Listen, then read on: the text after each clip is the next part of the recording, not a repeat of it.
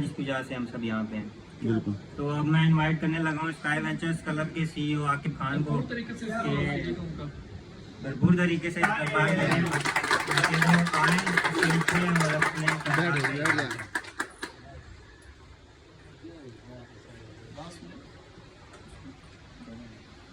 बता दी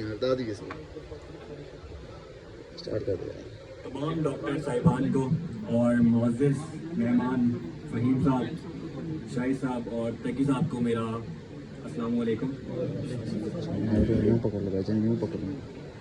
सबसे पहले तो मैं MS शाहिद ट्रेडर्स को थैंक यू करूँगा कि उन्होंने एक बार फिर मुझे खिदमत का मौका दिया और ये टूर अरेंज हो सका। उसके बाद जो है माई हेल्थ फार्मा का और तकी भाई का शुक्रिया अदा करूँगा कि उन्होंने मुझे एक बार फिर याद किया।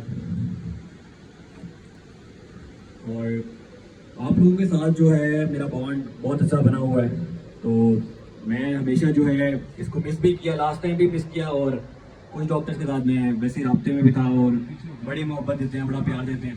तो आप सब लोगों का जो है बेहद शुक्रिया और बहुत ही प्यारे लोग हैं आप लोग।